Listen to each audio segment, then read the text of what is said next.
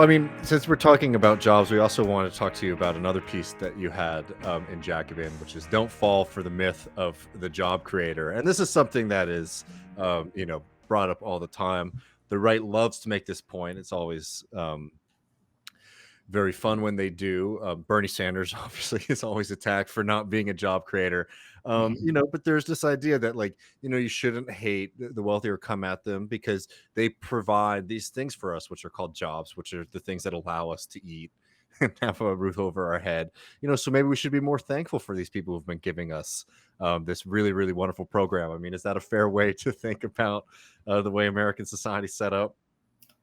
Yeah, I mean, it's not, although there's a kind of like deceptive appeal to it, I would Hmm. say, right? Because, it is, for the most part, at least what we see is it's individuals or a group of individuals providing capital to start a business.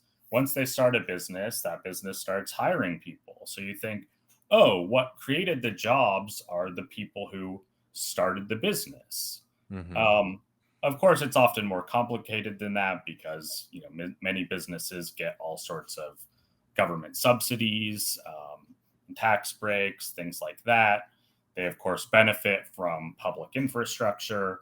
But there is that kind of, I think, surface level thing. It's, these capitalists, these, heroic entrepreneurs, they're the ones starting up these firms. And so we should thank them for creating the jobs. But yeah, the argument of the piece is basically just like, well, no, what creates jobs is employing society's productive resources. Right.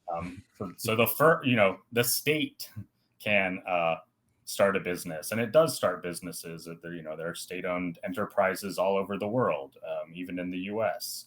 And then once you do that, you have to hire people. So you've created jobs. Workers can get together and pool their funds and create a cooperative. So really, the question is, why is it that people who are lucky to be born rich or who are able to hoodwink venture capitalists into giving them money, like the Theranos woman, what was her name, Elizabeth Holmes? Yeah. Holmes, yep. Yeah. um, why is it that they get to decide how society's resources are used, and why is it that they get to extract all of the benefit from their workers' labor? And I think, sorry, Matt, just really fast. I think that's a really important point to make. Like in your piece, you're responding, I mean, to this argument in general, but like Howard Schultz during his meltdown at his congressional hearing. And like, let's not forget, for example, I mean, let's not forget why he's making this argument in the first place, because he's pissed that his workers are wanting to do something that he doesn't want them to do, which is create a union, right? And then he brings up the job creator, so it's not like a benevolent thing. It's like saying I also own these people effectively, Yeah, right? I should be able to right. demand against them, whatever I want because I created this job. Right. Yeah. I mean, I think that's really important because it gets at something that I think is often overlooked. So one kind of response to what I say in the article that I bring up is, you could say, well, sure, some people just got lucky, or some people are evil and got their startup capital through evil means. Um, but there are some people who scrimp and save, and through Mhm. hard work, they save up enough to start a small business, and then they turn that into a successful empire. Um, so what about those people? Aren't those people like virtuous job creators who we should be grateful for? And what I say is, well, look, I mean, putting aside the question of whether it was fair for them to accumulate that capital in the first place, I still think it probably wasn't. But putting aside that question, why does the fact that they did that then enable them to become tyrants Mhm. like Howard Schultz, who get to decide, on a whim how their employees' lives are going to go, and who are saying, no, you don't get to have a union. You don't get to have even a basic say over your working conditions or basic protections if we want to fire you or discipline you. So Yeah. I think that's really important. Like, yeah, this job creator rhetoric doesn't justify these private tyrannies. It masks like the reality, which is that that class of people is job suppressors, and this is sort of like a civilizational question, like who gets to authorize work to be done. And it reminds me of this New Deal liberal journalist, New Deal era work by Frederick Lewis Allen called The Lords of Creation. And I just think that's a really great book because he's writing this post New Deal. And it's a wild to because he's like, good thing we put that free market stuff behind us, and basically making fun of capitalists who said, despite the economy going to shit, we're the only ones who can do this. And actually, no, they're sitting on a lot of productive capacity and not allowing it to thrive. And like, I mean, we're going back. We talked, we're talking 18th Brumaire and Communist Manifesto, and like one of the big demands then was like the workshops, the national workshops. Like this is Right. really fundamental question for civilizations. Yeah. No, that's exactly right. Yeah, I mean, I guess that's one of the oldest, or one of the classic Marxist critiques of capitalism is that it doesn't actually employ society's resources in the optimally productive and rational way. So you have all these factories sitting idle, all these people are unemployed who could be doing good work, and the New Deal in this country is, I guess, the closest we came to something like actual full employment program. Which they don't like, by the way.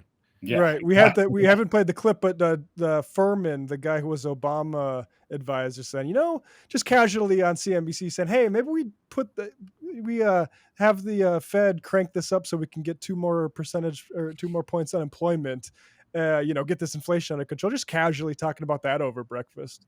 Yeah.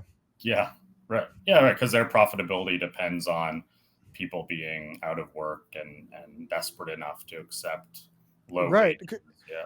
Yeah, because if we're building, whatever, like a grid, that's competition for labor for them. Right. Right. Yeah. So they're also, I mean, they're not just refusing to employ as many people as they could because it's not profitable, but they're actually engaged in political conflict against the left, against people in the state who would want to put more people to work, build public projects, public works, do that kind of thing.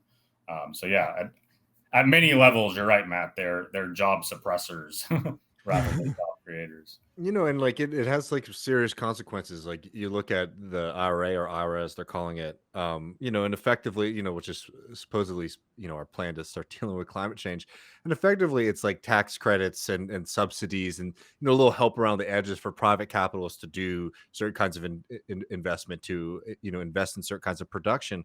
And it's a very inefficient way of doing that. And in the case of like climate change, an extremely dangerous one, to leave in the hands of private capital, because they don't have like the public interest at heart. They are most interested in making as much money as possible. And like, yeah, it's nice if you can maybe spur them a little bit every once in a while to align with the public good.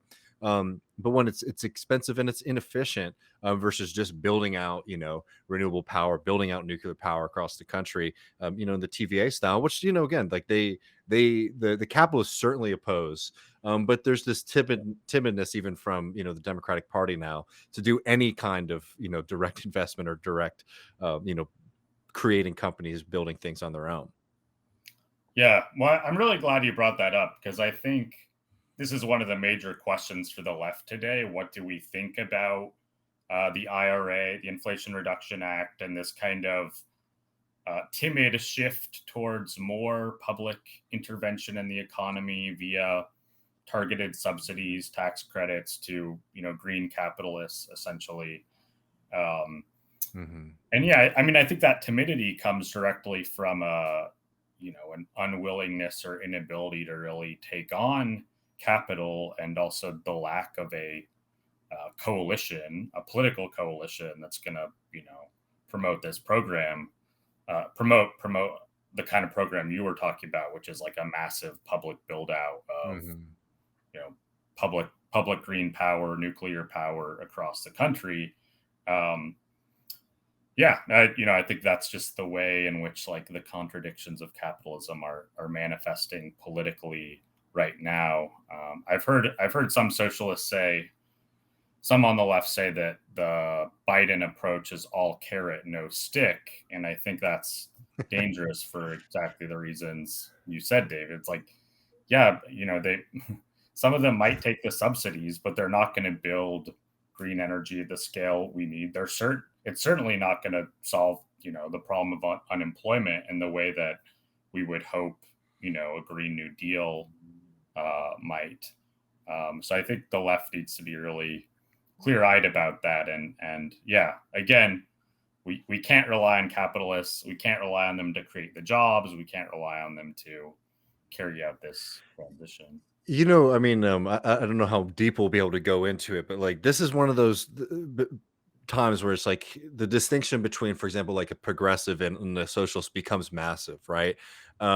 Because we're not just talking about fair wages. We want fair wages, right? We're not just talking about government programs like Medicare for all. We want that, but we're also talking about fundamentally like how we organize our society. And like I remember a few years back with Kale Brooks at Jacobin, I did a video about money and politics, right? And like the progressives, like we talk a lot about money and politics in the way that like campaigns are funded, and of course, it's like legalized corruption is a huge problem.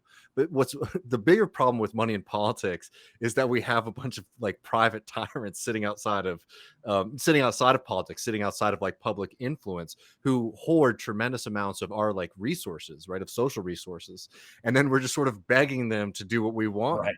And like, again, like in the climate change one, I mean, it becomes really pressing, but it's like anything. I mean, remember when we were running out of baby formula, or all of these, things like that. I mean, I think there's like a shortage in cancer medicine right now because of the profit motive, right? Like this is a dangerous thing to have private individuals basically being able to make decisions for the whole vast majority of us, and it's completely outside of the political conversation. It is treated like there is a firm wall between that wealth and that influence that they hold over society, and like what we're talking about, Totally. Yeah, and I think it's because once you start thinking about that and talking about that, oh, it's not just that capitalists like fund, their favorite candidates, the people are going to vote the way that they want, but that they have structural leverage over the economy and over the state because they hoard all of our resources. Then you have to think, well, the way to address that would be to take away their control of their resources, democratize the economy, democratize finance, figure out some way of publicly deciding how these resources should be used. And once you're talking that way, you're in the realm of being a socialist, and that's just on the margins. Even our democratic socialist tribunes in Congress, we love them. People like Bernie are the reason that, I'm here. At least a lot of us are here having this conversation right now, but, it's rare to have that conversation about public ownership. But I still think that that's the way we need to go if we're going to have a solution to the climate crisis, if we're going to have a real sustainable solution to inequality, mass unemployment, mass precarity, and so on. And that's what you mean by sticks. Like we can't just do carrots like tax incentives and Right. subsidies to chip manufacturers. Oh, sorry, my computer just froze. There needs to be actual like threat and the challenge to the authority of like capitalists.